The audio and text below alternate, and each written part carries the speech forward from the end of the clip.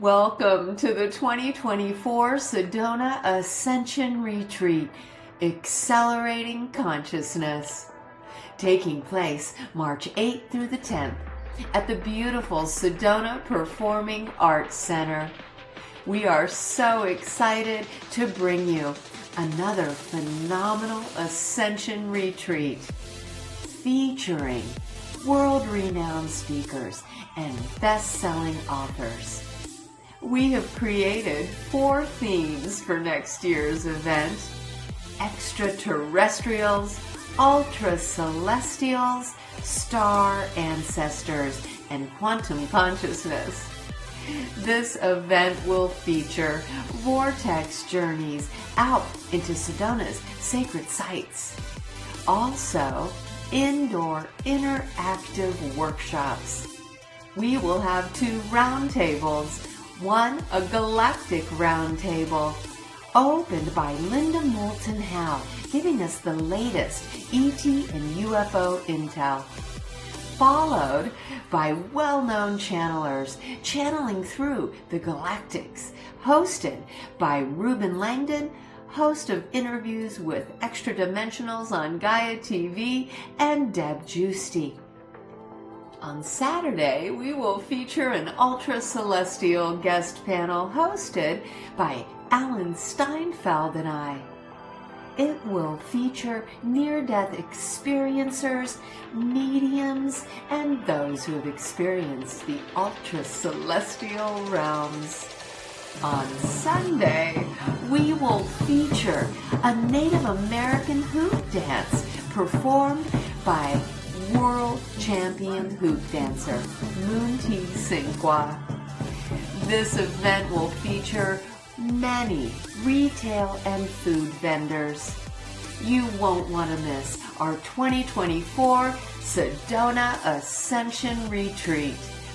Seats for the outdoor vortex journeys and indoor workshops sell out fast. So reserve your seats now at SedonaAscensionRetreats.com. Stay tuned for a fascinating interview with prolific author and near-death experiencer Rob Gentile. Greetings, beloveds, and thank you so much for tuning in to this podcast featuring Rob Gentile, and I am just so blessed to have made his acquaintance. We were connected regarding this event that I am hosting in Sedona in March of 2024, and I was so blown away by an Anthony Cheney production that Rob was in, where he so prolifically, poetically, spiritually, scientifically described his series of experiences through many challenges that he's had over the last decades. And then I was introduced to his book, Quirks of Light. And as I dove in and started reading his book, I am just so impressed by the level of deep spirituality and even the scientific revelations that he shares throughout this book about the heart and brain connection, that I knew that I wanted to invite him to be part of my event. Now, when I choose people to be part of my events that I throw here in Sedona annually, my spring equinox Sedona Ascension Retreat, I don't necessarily choose people based on their following. I choose people based on their sincerity, their authenticity, their ability to connect with people through their expanded heart space, their really heartfelt dedication to inspiring and enlightening others. And Rob fell right into that category. So I'm so delighted to be with you here today, Rob, and just ecstatic that you're going to be part of my March event. Welcome. Thank you, Suzanne. Believe me, I am just as jazzed and honored to be part of it. So thank you so much for the introduction. Oh, you are so welcome, and you have deserved it. And I understand your book is just become a best-selling book. Yes, yes. Got very blessed with that. And, it kind of went viral. I didn't do a whole lot of marketing. It just kind of caught fire. And I didn't expect any of that. It took me 3 years to write the book because I have a limited amount of time. I have a special needs child. I have a full-time job. So I had this practice of getting up. I'm an early riser anyway, but I found that there's this magical hour that takes place before the sun comes up. So every morning I would get up at 4:30 in the morning and I would write from 4:30 to 7:30 before I went to work. And it's kind of interesting. One of the things that I've learned through my journey is really trying to pay attention to spirit. So before I would even begin to write, I would say a little prayer and ask the Holy Spirit to speak through me and not from me, because I wanted it to be so, authentic in addition to my journals. So it worked out really well. Frustrating because, some mornings nothing came through at all. You're just sitting there with your coffee waiting for the muse to show up. And other mornings it came out so fast that I just, couldn't write fast enough. So it was an extraordinary experience writing the book. I so resonate with that, Rob. I have myself a couple of books, and that magical hour is exactly the same time when I would write, because I get up before the crack of dawn, and that is when I'm so inspired. And like yourself, I tune into spirit and allow the spirit to flow through me and to come out, in what I call automatic writing, because that is kind of what it feels like. You go into a zone and you just start writing. Yeah. And like, I don't type on the computer that well normally, but when the spirit starts flowing through me, I just start typing like that. And like you said, I could hardly keep up with what wants to come through. And I just love that that's how things came through so prolifically and poetically for you, because that's been my experience as well. And the teachings in your book go far beyond the near-death experience. And I just love, if you don't mind me sharing. Please do. This interview, how you were saying, yes, the near-death experience was a profound shift for me, but, expanding beyond that and into these wisdom teachings that have come out of the experience, and not just the near-death experience, but all that you've experienced, to date. And so let's kind of go through some of the highlights of what you've experienced thus far in your life. And I mean, I was really touched by the orb that you saw as a young child. So maybe we could start there.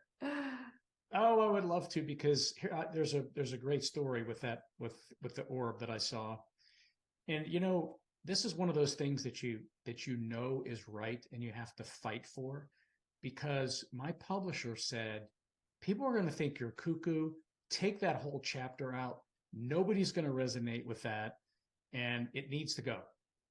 And I said, then if we can't work together, I'm just going to tell you now, that has to stay in there, because as you know, Suzanne, I tie it all in, and it ties in beautifully at the end of the book, which honestly, I didn't even know was coming. Some of those revelations happen along the way, as you know, right? So, but I fought hard for it, because I knew that other people must have had a similar experience. And lo and behold, what I found was, after I started to get reviews and things on Amazon and emails from people, as I began to do podcasts and get the book out there, so many people resonated with that and said, oh, I had such a similar experience. And there were 4 or 5 people that told me about their different experiences with the glowing orb, that I was just blown away and thankful that I fought hard to keep it in there. It's absolutely necessary for your book called Quarks of Light. Yeah. Yes. Yes. Absolutely. And so you saw that orb, and it really had a powerful effect on you. And then your father passed away. and you felt like that was something that you could really hang on to, is that orb experience as a connection, as a spiritual connection. Yes. And as a child, that orb came to me when I was in my crib.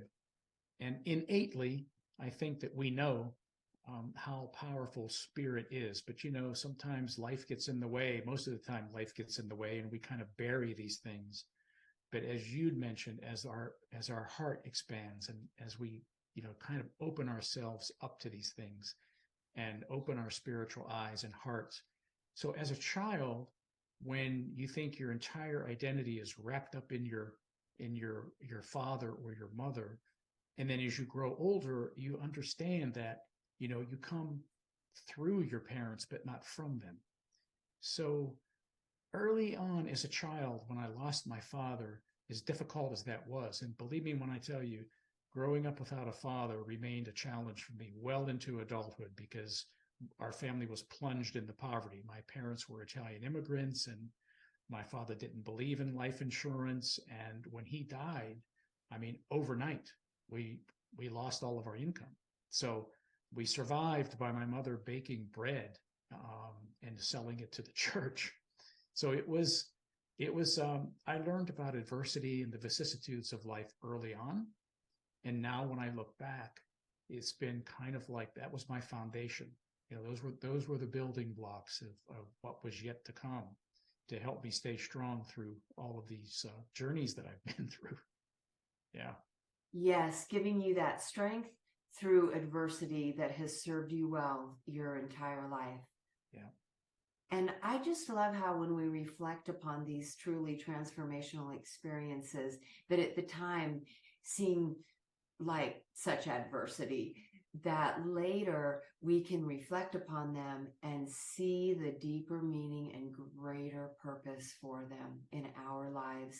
And then, like yourself, having the opportunity to share that with others to be truly inspirational. Absolutely. Suzanne, one of the gifts that have come along with writing this book and some of the feedback that I'm getting from people is that we have to learn that there are gifts. There's purpose in the pain sometimes, and there are gifts that come. One of the chapters in my book is entitled Gifts of Adversity. And I have always learned in my life that if we hold on long enough and we look back, we see that sometimes adversity is an opportunity to grow closer to spirit, to God, because these challenges, they teach us things. They teach us how to be stronger.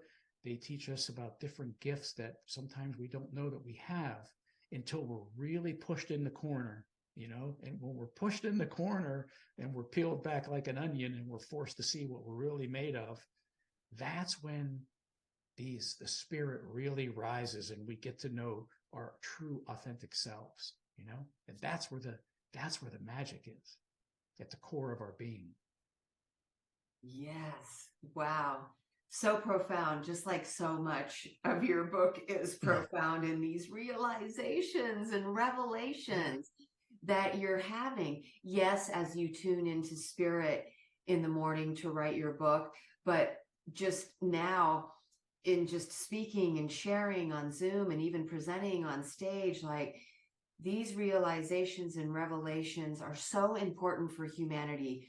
And, there's been turbulent times throughout history, but many believe, and I believe you said this in a podcast, that you feel humanity is going to be facing some quite turbulent times going forward before, everything clears and we can ascend into a brighter light of a higher way of living and being.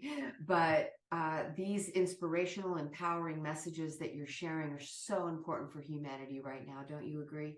Yes, thank you. Because you're right. I think that we've reached a point, particularly in this country, and I in my job, I travel throughout the world, in Europe and North America, and I have the opportunity to see different cultures, different things like that. And I see what's happening in the world. And for some reason, everybody's becoming so polarized now again. And even in this country, we see it. And there's an anger kind of growing and underneath the surface. And it's starting to boil up in different places. We see it in our own country, right? And we have to understand, to save ourselves, that we've really got to get back to this point of unity and oneness. That was one of the big revelations that I learned during my near-death experience, that, hey, look, we're all created out of the same stuff. We just manifest different forms, but we're all one. And we've got to understand this in order to save ourselves. We are going to go through some difficult periods. I could feel it coming.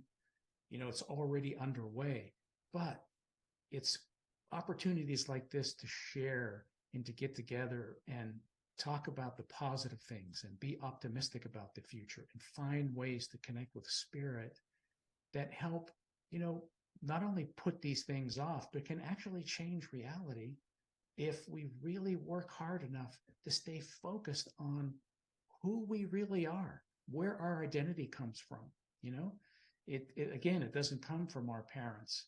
We're raised by them, but our real identity comes from spirit. And when we understand that, it's a lot easier for us to see each other and be more patient with one another and understand that everybody has a different background and different perspective.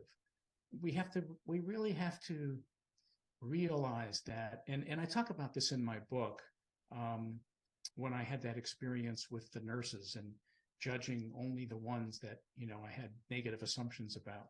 Very powerful lesson. We could talk about that later. But yes, these connections with you and having the opportunity to share are so important for humanity right now. It helps turn the tide. Just to reflect on the nurses briefly, you were shown their lives. Yeah. And the difficulties that they were facing, yeah, to maybe explain some of why they were how they were. And it gave you this deeper empathy. And I think that's totally relative to what we're talking about right now with, yeah, this polarity, is for each of us to look at one another across some dividing line and to, yeah, really understand, A, we are all of and from the same divine source, and therein lies the oneness, and B, to have a greater sense of empathy and a deeper understanding for why people are how they are, why they believe what they believe, and in opening our hearts to one another, connecting in that way, to just have a deeper level of compassion and to allow this opportunity to open and share and to be transparent. And in doing so, connect, because collectively we create our future on this planet.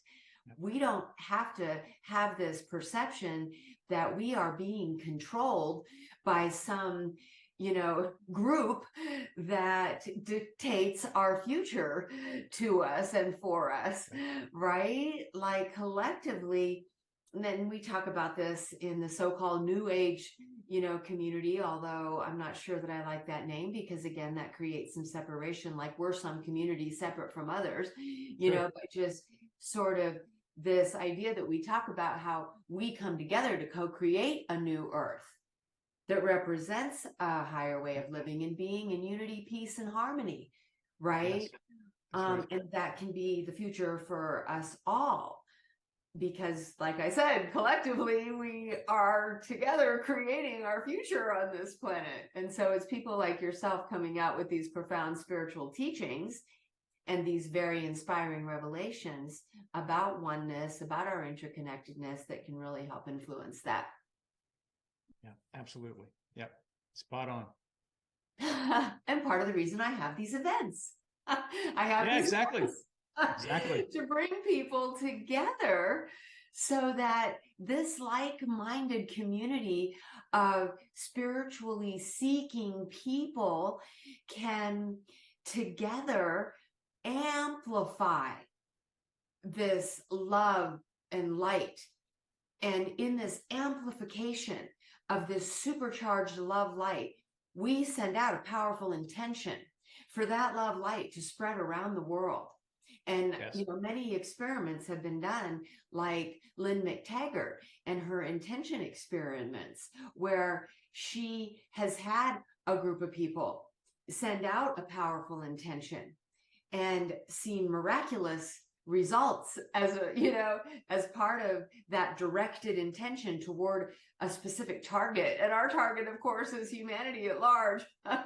Right? But Right. pouring our love and light into the ley lines of Mother Earth and spreading that love around the world as a part of a community who's gathered together at a specific destination to learn, to share, but also to engage in powerful intention meditations to spread the love and light.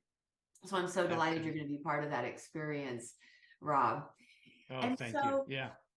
since your book is largely focused on the near-death experience, as well as all that has come out of it, let's dive into that, because I'm sure the viewers are like wanting to know, what was this near-death experience and how did it come about, and what was your experience on the other side?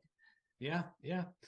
Well, there was two parts to my near-death experience. So we'll start with the night I died. That's a good place to start. So I had for quite some time this really bad pain in my neck from bone spurs, from sports injuries when I was younger. So I had found this doctor in Pittsburgh, a Korean doctor, and this is where I'm from originally, that goes in through the front to do like a foraminal anatomy and move the esophagus aside and go in and drill out these bone spurs instead of cutting the back of the neck open, and then fusing the discs, and you're in pain for the rest of your life. So I went to Pittsburgh and I had this minor surgery done, only stayed in the hospital for one night.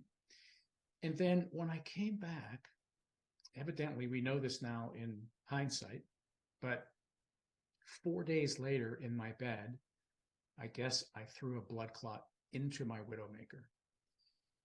And I had a massive heart attack. I was rushed to the hospital.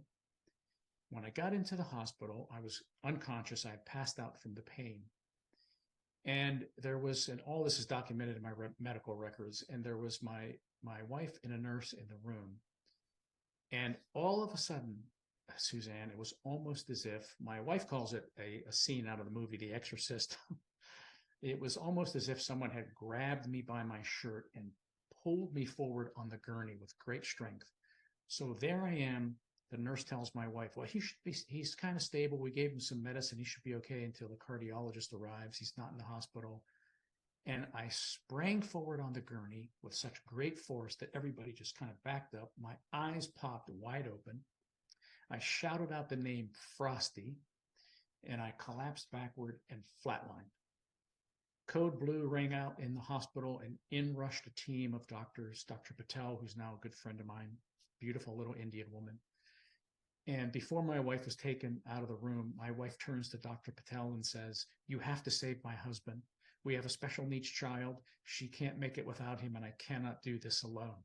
Talk about pressure. Poor Dr. Patel. Dr. Patel begins to work on me, and she starts resuscitation procedures. A few minutes go by, I'm not responding. 5 minutes go by, nothing. 10 minutes go by, no heartbeat. 15 minutes go by. Finally, Dr. Bajwa, the cardiologist, arrives.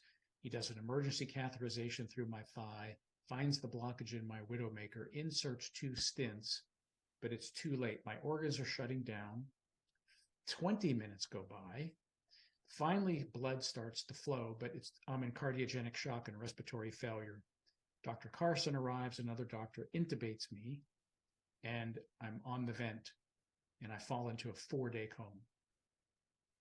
Now, what's interesting about this whole first experience is the name that I shouted out, Frosty, was my brother-in-law. And what's curious about this whole thing is that 7 weeks prior, unfortunately, my brother-in-law had taken his own life. And his mother had called me. They live about 30 miles south of here.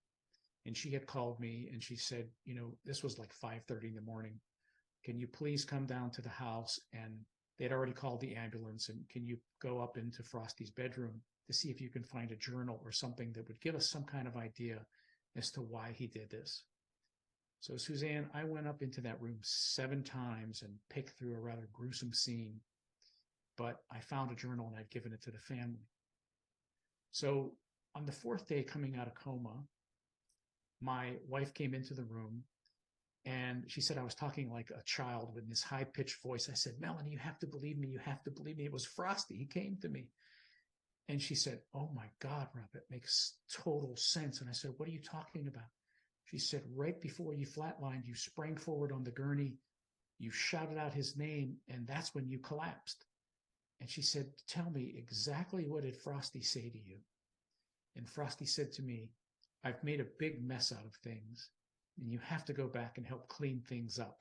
But tell my family I'm in a good place. And my wife said, oh my God, that was my brother. He was always making a big mess out of things, and he would never ask for anybody's help. But now, she said, knowing that he's in a good place gives me such peace. So what had happened, Suzanne, is that Frosty, he was about my age. The night I died, I was 56. And Frosty had always had an anxiety disorder. He was going through a bad divorce with his wife. He had one daughter who was in college, had his own business. He was a landscaper, a very peaceful guy. But, he had a drug addiction, but he had been clean for like 5 years. But that night, he was just under a lot of pressure. He decided to go out one more time, blow off some steam, got a hold of a drug that just drove him mad for like 40 minutes. And that, when I look back now, that episode with Frosty, that was the first part of that experience. And it was Frosty that kind of opened the door for me in a lot of ways. The first way is that I was raised Catholic. And, at the time, the Catholic Church, they've changed the rules now, which I got a problem with. But anyway, but at the time when I grew up, committing suicide was a mortal sin. There was no pass go, straight to hell. And here Frosty's telling me he's in a good place. And that was the first huge paradigm shift in my belief system. How could a loving God condemn someone who not in their right mind and is going through such a tragedy? And it confirmed to me that, hey, that was a man-made law. And here Frosty is telling me he's in a good place. And the other part of that experience was he was preparing me for something even greater that would happen later on in my journey. The second part of that near-death experience was the second day out of coma, Dr. Patel, who I didn't know who she was, comes into my room, this beautiful little Indian woman, and she pulls up a chair and she sits down beside me. And my first couple of days out of coma, my arms were paralyzed. And she knew that. And she sits down and she puts her hands on mine and she introduces herself and tells me that she's the doctor that was working on me that night. And she got very emotional. She started to tell me about how many times she almost lost me, didn't think that I was going to make it. Then it got personal. She started to tell me about her father, and I found that to be very odd. And she said, Rob, I'm Hindu, and I had this incredibly spiritual relationship with my father. He helped me through medical school, and he was like my guru, and we had this beautiful spiritual connection. We could almost read each other's minds, and all he was living for was to see my first child. And when I was pregnant with my son, 6 months before my son was born, my father died suddenly of a brain aneurysm. And she said, I've been so bitter since then. I've kind of lost my spirituality, but seeing you here alive gives me hope that maybe, just maybe, there's something more out there, because you shouldn't be here. And then it hit me. The puzzle unscrambled. And there was another male spirit that entered the room when she was working on me. And I could hear it repeatedly. Don't give up. Keep working on him. You can save him. Don't give up. You can save him. And it hit me. It was her father speaking through me. Although she couldn't hear it, she felt it spiritually, because something compelled her to keep working on me. You don't work on somebody and they're brain dead 20 minutes down the road. She should have called it after the first 5 minutes, but she continued to work on me. And I didn't have the courage to tell Dr. Patel in that moment. It was a year later when I came back to interview her that I told her that story. And now, we're the best of friends. And every year when it's her father's birthday, we talk about her father and how I just can't wait to meet him personally, because he's the one that was really kind of pushing her, to continue to work on me. So that was the first part of my near-death experience. That is so phenomenal that, in an experience where you're having this near-death experience, right? Like you're drifting over to the other side, you're connecting with the other side, and her father's coming through, encouraging her, right, to keep trying. And so it's almost as if when these experiences happen, and so many people have described leaving, like Anita Morjani, who's going to be another speaker at our event, who has a very famous near-death experience. And she talked about how she came up from the gurney, and during surgery, and looked down at her body, being operated on. Yeah. I mean, I've watched countless NDEs and heard that many, many times. During these experiences, when you die, while you're in the hospital and people come out of their body and they see themselves lying there, sometimes being operated on. And when they come back, they know, they can tell the doctors, I know what was happening. I heard the conversations. I saw what you were doing, because I was above my body. And then sometimes during that, they'll have, an experience of going into the light. And it's almost as if there is some kind of, portal that opens that allows this interdimensional communication to start to flow, where the, spirits from the other side can come through. And so, just imagining like that's something that would be happening as you were actually, you were actually dying in that moment, right? And your spirit had kind of like opened this portal for her father's spirit to come through. And it just became this very like interdimensional experience of spiritual connection. Yeah. Yeah, very much so. Yeah. I think that, I've seen this in my own life throughout my life, that sometimes in the worst moments, and I think it's part of letting go of that ego, letting go of that pride, getting that out of the way. And once that's moved out of the way, it kind of allows our spirit to rise, And the ego is very destructive. There's a big difference between confidence and ego.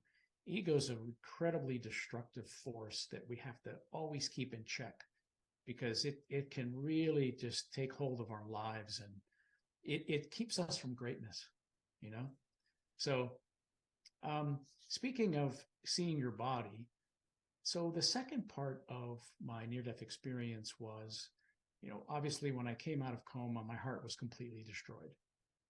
And the only way to survive was to get a heart transplant. So, Suzanne, it went from bad to worse. I got rejected by every heart transplant center that I could go to, and my heart continued to weaken.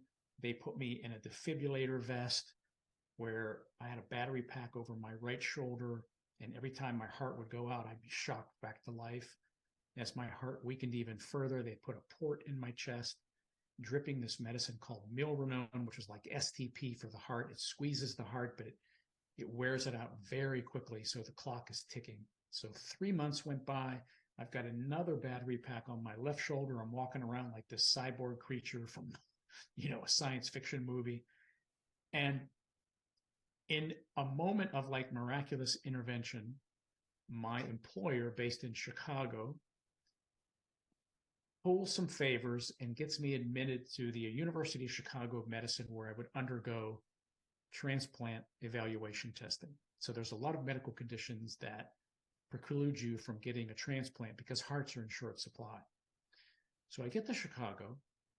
I go through another 3 months of pre-transplant testing, and lo and behold, can't give all the details away, but They find something in me that disqualifies me for heart transplant.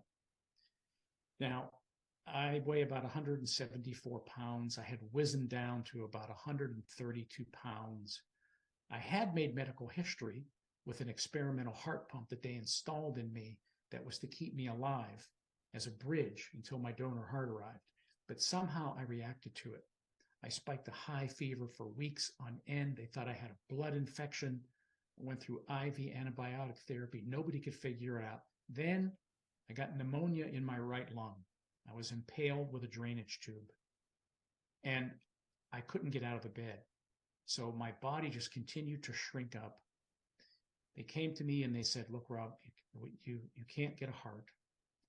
So it was an incredible experience. I was on the 8th floor of the University of Chicago Medicine facing Lake Michigan. And you know, Lake Michigan's like an ocean. And when you're that high up, it's like you're in the middle of the lake. And one night, I knew I was going to die. And all of a sudden, this incredible storm comes whipping up off the lake. Lightning like I had never seen before, crackling through the sky. I'm alone in my room, and it was almost like it was coming into my room. Heavy sheets of rain slamming up against the window. And it was almost as if a dark entity had entered the room, and it was baiting me, reminding me of every mistake that I've ever made in my life, things that I have been ashamed of, heavy burdens that I have been carrying around. And it was almost as if I was drawing all this negative energy into me like a magnet. Every negative thought and emotion that you could possibly think of, my spirit was getting weaker and weaker and weaker. And it was in that moment that my heart went into tachycardia, and my chest started pounding. My heart was pounding. I started sweating profusely. And in an angry moment, I just cried out, "Do with me what you will." And that's when it happened. In what felt like the next moment, I was taken up into a timeless place. I call this place in the book the ethereal, because it was like an in-between place where the veil was pulled back just enough to give me a glimpse of the spiritual realm. And I found myself standing in the middle of nowhere. And it was almost as if the grains of my being were made of sand, and someone picked me up and just scattered me across this infinite, timeless universe. I felt like I was connected to the vast wisdom of the universe, all of it without words. And what was happening was inexplicable. I could see like a hologram of my body in that green hospital gown, perfect and whole, suspended in space, while seeing my broken, atrophied body, ready to die, laying in my bed. And I remember being disappointed initially because I did not see any divine being. There were no angels. I didn't hear any heavenly church music. My parents who had died and gone before me didn't come to greet me. It was just me standing in the middle of nowhere. But then, as clearly as I'm speaking to you, the divine expressed as an imprint of concepts that I wholly understood without explanation. Concepts like, I am the power behind all things. My power is omnipotent. This is the divine source, the foundation for everything. This is your real identity. And I remember being in that place. I understood that I was not my body, my race, or my religion. This was a message of unity and oneness. And the body's senses had no functionality in that place where I dwelled. In other words, I couldn't smell, taste, or touch anything. But what was curious is that communication was telepathic. It was kind of like synchronicity. And I could feel and absorb information.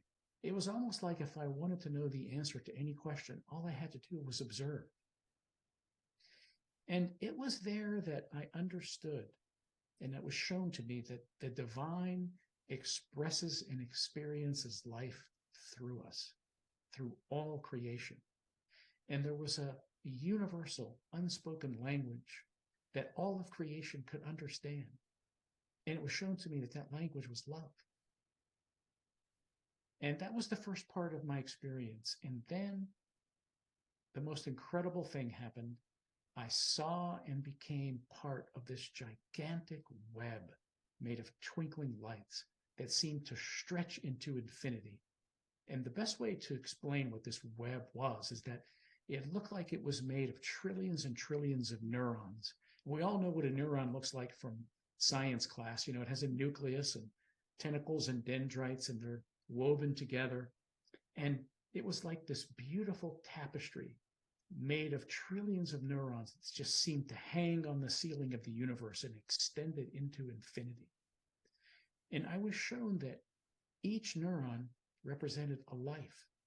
And each life had this tiny spark or quark of light inside its nucleus. And it was shown to me that these quarks are the smallest building blocks of matter, and which are made of light. And then I understood that the divine uses light to create, heal, and transform us. We're all made of the same stuff. It was the same formula. Everything is made of the same formula. We just manifest differently. These quarks, they combine to create infinite possibilities in the universe.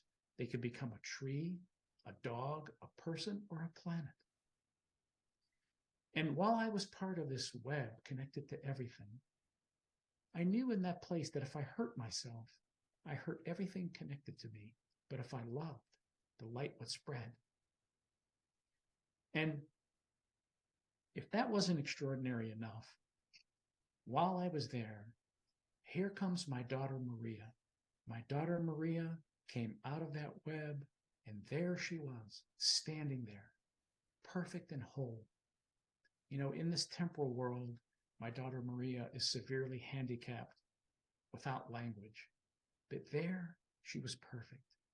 And she had this light emanating through her eyes, not the kind of light we see in the natural world, but the spiritual light that animates all life.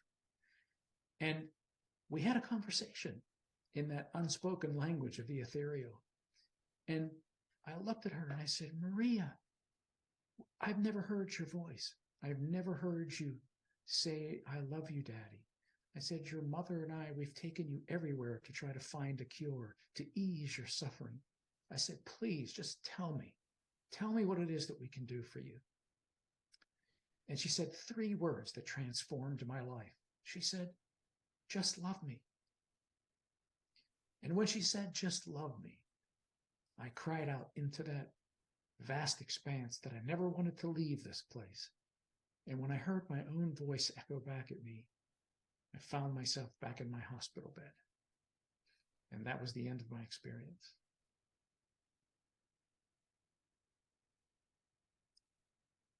Speechless.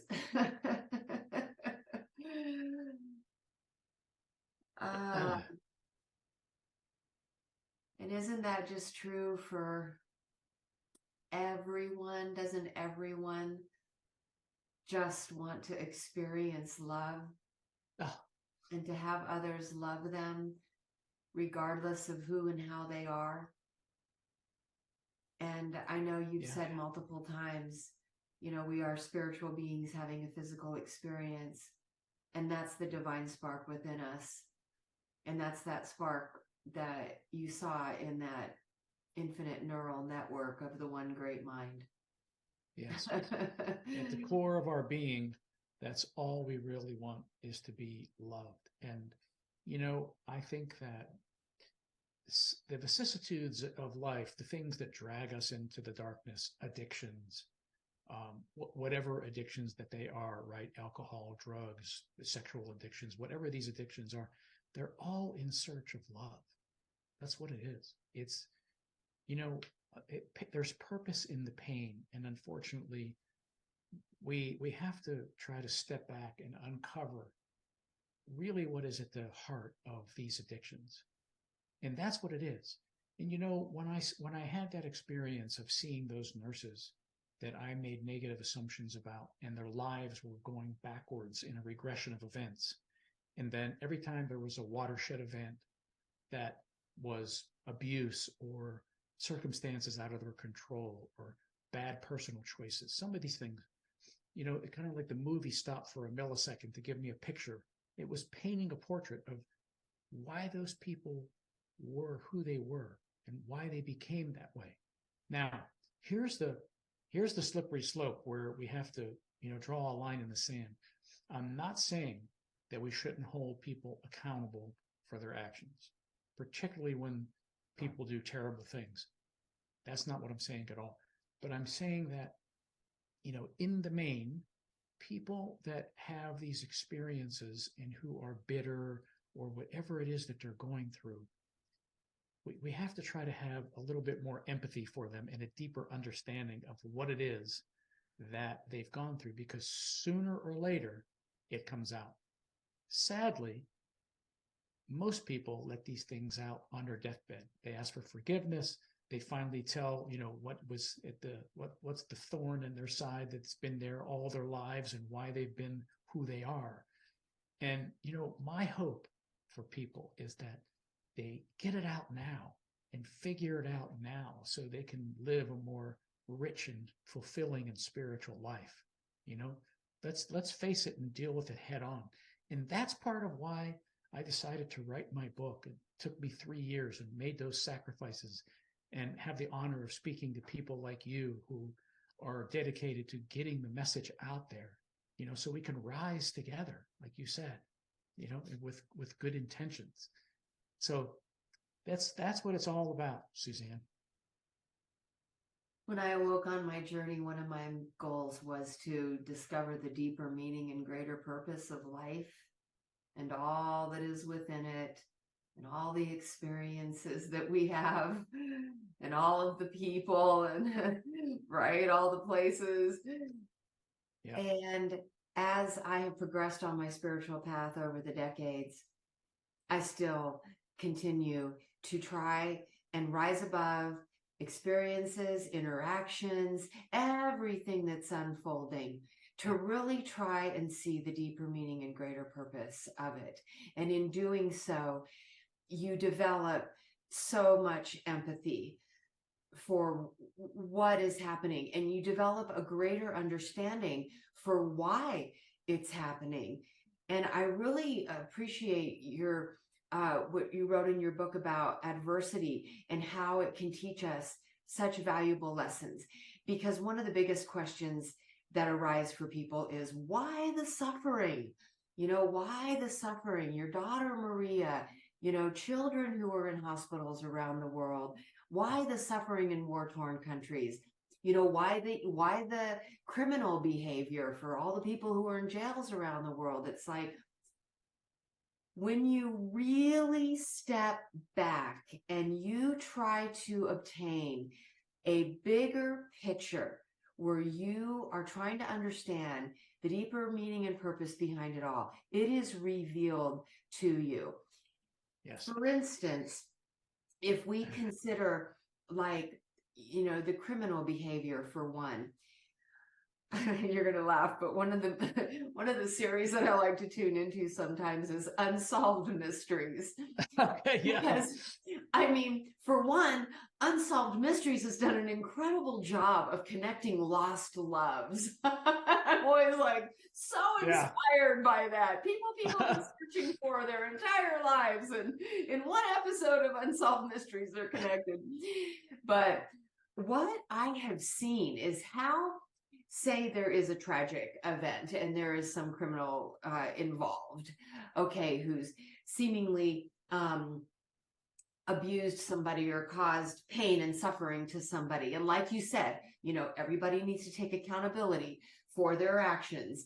And but what you see come out in the families that are involved, who now all come together, and they're so much more bonded in trying to come together for the loved one who either lost their life or was injured, or they come together and they're trying to, resolve this mystery of what happened. But mostly what comes out of it is they step onto a path of pursuing this much greater cause that may be around, everyone, groups of people who've been abused, or they start some organization, support groups, or, they're Yes. just driven to this greater cause Yes. of healing and transcending suffering that comes out of what happened. And so it just, it gives you this bigger reason about why everything is unfolding as it is. Yes, Yeah. absolutely. Well, I get asked that question a lot on my podcasts. I do a lot of work with helping parents heal, other organizations. Why is my child sick? I deal with that every day. Why does God allow this? Look, God, Spirit, Creator, Divine, didn't cause any of this. It's us. I mean, nobody can understand. Those are some of the mysteries of life. Why a child can get cancer, or why somebody has to be born with, one arm, or these things that nobody understands, some of those mysteries of life. Someday we'll know them all. But I have found that there's always, as you say, in the end, a purpose in all of it. Me personally, I don't know what I would become without Maria. She's been my anchor. She's been the anchor in my life. She's been my teacher. She's been the one that taught me how to love. She's been the one that taught me how to focus, how to endure. She's the one that I fought real hard to get a heart and to make sure that I lived so I can help her get her safely to the other side. She's brought me many, many more gifts than she has pain. So when we flip this thing around and put it in perspective, like you say, we can see the gifts, but it's hard to see them, when you're suffering or you're in pain. And that's what, that's the whole purpose of this. Like I keep saying, with us communicating and bringing these things to light so people can understand that there's a way, like I say in my book, when you can't find the answer on the outside, you have to go in. You have to go inside to figure all this out. And that's where you find the answers. They're in here. They're inside the heart. They're through meditation. They're connecting with spirit. That's where you find the answers, because if you're looking for them in the physical world, good luck, because there's nothing really out here to help you with that other than, our corporal needs, right? Food and shelter and things like that. But if you really want to learn how to deal with life, don't look at adversity as an enemy. Welcome it in and understand that it's kind of like I talk about my friend, the Rev in the book, who talks about the furnace of affliction, right? And when I really got on him, I was dying that night. And I said, oh, now God's going to put me in a furnace and burn me down to ashes. And he said, no, the furnace of affliction is kind of like, drawing the dross off the gold and getting all those impurities out of you so you can become something even better and greater. And that's what it's about, That reminds me of the phoenix rising up out of the ashes. Yeah. Right. And all the symbology around that. Yeah. And I have this sense, Rob, that souls, before coming here, agree to a certain template for their life's unfoldment in a way that benefits others. It's an experience to know thyself in a different way, through a different lens, based upon the manifestation of their incarnation, but also how is their life and some of the pre-birth choices that were made that soul may have agreed to as some type of contract, right? And how ultimately it will benefit others, like Maria, for instance, or, the multitudes of people who come here and experience suffering or inflict suffering, that somehow their soul made a contract to do that because of the deeper meaning and purpose behind it, and the cause and effect on humanity during their life's experience. Yeah. Yeah, no, and you bring up an excellent point, and I'll give you a perfect example of what you're talking about. And I don't want to give too much away because nobody will. I don't want to, spoil the book too much. But I'm convinced, as is my heart surgeon, by the way, my heart surgeon, Dr. Juvenandan in Chicago, who's world renowned. He's transplanted over 1,500 people, including his own wife. But as the years went on, and I found out who my donor was, I'm convinced that part of that person's purpose was to live inside me and to live out the rest of the contract expressing through me. And again, I don't want to get too much into those details. I'll save it for Sedona. Okay. Yes. I know. I want to share about it too, but we'll save it for Sedona. Okay. Because it's just so remarkable, and it's such an affirmation of what I just said. And yeah, some of these insights we get on the spiritual path.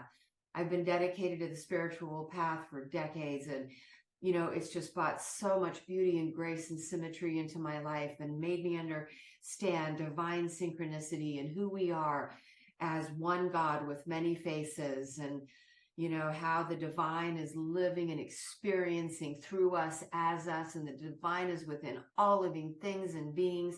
And each of us has come here with a purpose and what some people call like a divine mission, or, your soul's purpose. And mine is to offer events. I mean, clearly that is my calling. I've been doing it for over 10 years. My first event was in 2012, and it's really hard work, and I call it a labor of love, but that's Sure. My calling, is to bring together like-minded beings.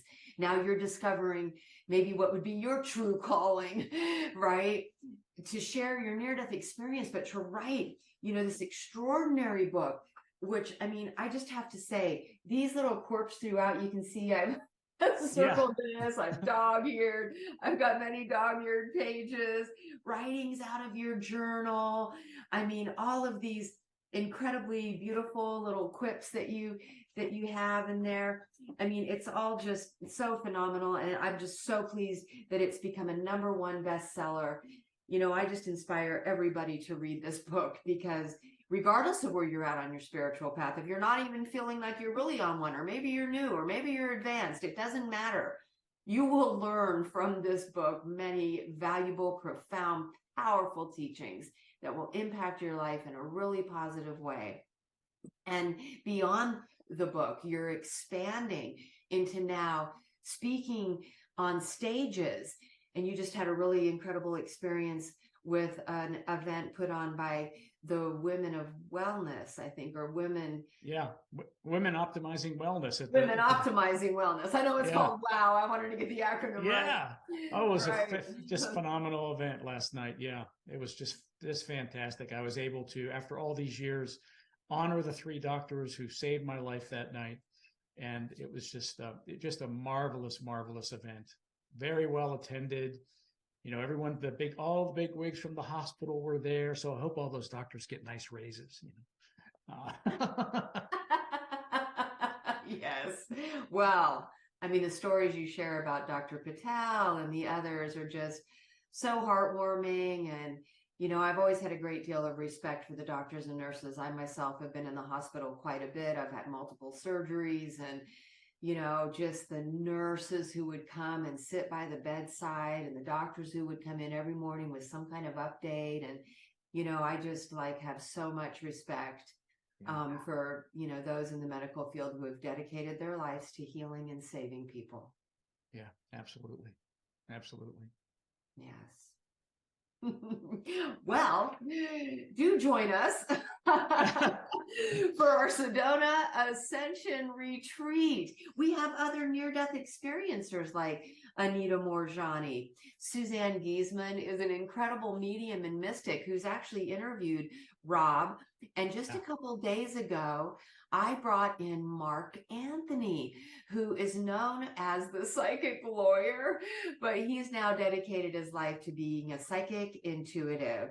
and he's got best-selling books. And I've just come to discover that the beautiful and amazing Suzanne Giesman, who has an app called The Awakened Way, and I just love her and her books, Message of Hope, and Rob with his books, Corpse of Light, and Mark Anthony have all met. And Suzanne is friends with Mark, and Suzanne is friends with Rob, and they've been at IONS events together. And like I said, Suzanne has had Rob on. Suzanne has probably had Mark on. I believe Mark's had Suzanne on his podcast. But it's just so exciting that you're all three going to be there. And I feel so compelled. Like with each event, I kind of tune into spirit and pull in like, okay, what is the focus of this event? How do I want to design this event? And I knew for this event, I wanted to have a whole day around what I call ultra celestial realms and those who have visited them. And of course, near-death experiencers, fall into that category because I feel like it's proof of the afterlife. Sure. Yeah. There's certainly more to this life, I could tell you that. Right? Thank goodness, right? Right. Yeah. It gives people hope. Like this isn't all there is. Like we are spiritual beings. We drop our bodies and our spirit ascends. And people find themselves above their bodies going, I still am.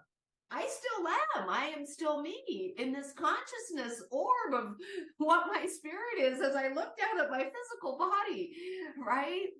So just this idea that, consciousness continues, my friends, right? And so, yes, we're so incredibly blessed to be in this physical vessel and, having this precious opportunity called life, and let's make the most of it. But also, when it's time to drop our body, our spirit goes on, our consciousness continues. We are eternal beings sourced from the infinite. And in that sense, we're immortal as well. And so thank you so much, Rob, for helping to emphasize that, yourself and these others who are coming to this conference will be just affirming, Yes. that we are experiential beings right here and now. Let's make the most of that. But we're also eternal beings and we're immortal, sourced by the infinite. Please join us at my Sedona Ascension Retreat. The website is SedonaAscensionRetreats.com. Rob, I think you have a code that people can use to get a discount. Yeah. What's my code? I do. Great. Corpse of Light. That's it. I set you up. I'm sorry. I had to do that.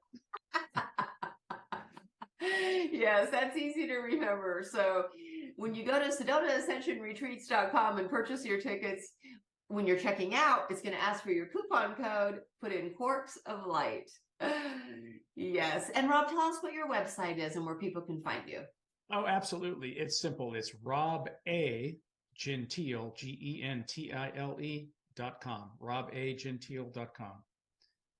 Beautiful. Well, thank you so much for your time today. Can't you see how incredibly prolific Rob is? I can't wait to see you on stage and meet you in person. Oh, that's going to be awesome, Suzanne. Thank you again. It's such an honor. We're going to have a great time. I appreciate the invitation. Yeah. You're so very welcome. Thank you. Sending everyone so much love, many blessings. Namaste.